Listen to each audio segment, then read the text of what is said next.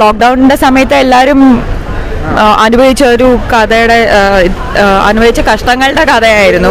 നന്നായിരുന്നു സ്റ്റോറി. കഷ്ടങ്ങളും ഉണ്ടായിരുന്നു, അതിൻ്റെ ഇടയിൽ കൂടെ എത്ര പേർക്ക് ആ ജോലി പോയത്, പൈസ ഇല്ലായിരുന്നു വീട്ടിൽ, എന്നിട്ടും still day did survive it.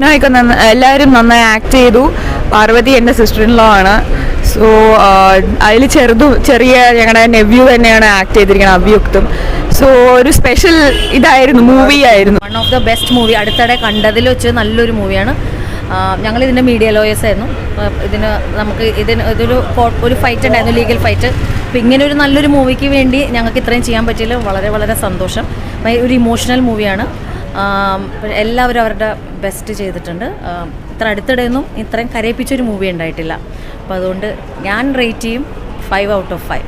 ഏറ്റവും നല്ല മൂവി ഈ അടുത്തിടെ കണ്ടതിൽ വെച്ച് ഏറ്റവും ഇമോഷണലി നമുക്ക് റിലേറ്റ് ചെയ്യാൻ പറ്റുന്ന ഏറ്റവും നല്ല മൂവി. ഈ പറഞ്ഞ പോലെ കുറേയധികം ഫൈറ്റ് ചെയ്താണ് ഈ മൂവി തിയേറ്ററിലെത്തിയത്. പക്ഷേ അതിൽ ഞങ്ങൾക്കും ഭയങ്കര സന്തോഷമുണ്ട്. അത്രയും നമ്മളെടുത്ത ആ ഒരു എഫേർട്ടും ഇതിൻ്റെ പ്രൊഡ്യൂസർ എടുത്ത എഫേർട്ടും എല്ലാം ശരിക്കും ഇതിൻ്റെ പ്രൊഡ്യൂസറിൻ്റെ ഒരു സ്ട്രഗിൾ തന്നെയാണ്. Full credit goes to the producer and ബേസിലിൻ്റെ കരിയർ ബെസ്റ്റ് പെർഫോമൻസ്. സൂപ്പർ, വേറെ വാക്കുകളില്ല. റേറ്റിംഗ് 5. ഇനി അതിൽ കൂടുതൽ എന്തെങ്കിലും കൊടുക്കണമെങ്കിലേ ഉള്ളൂ. വെറുതെ സിനിമ കണ്ടിട്ട് പറയാനില്ല, നല്ല സിനിമ.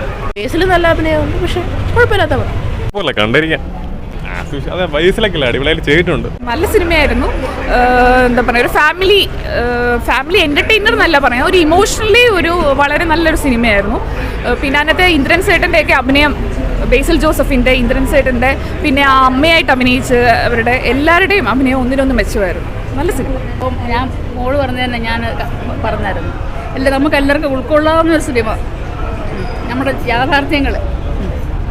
നല്ല സിനിമ, അടിപൊളി പടം. പടം കൊള്ളാം. നല്ല പടം.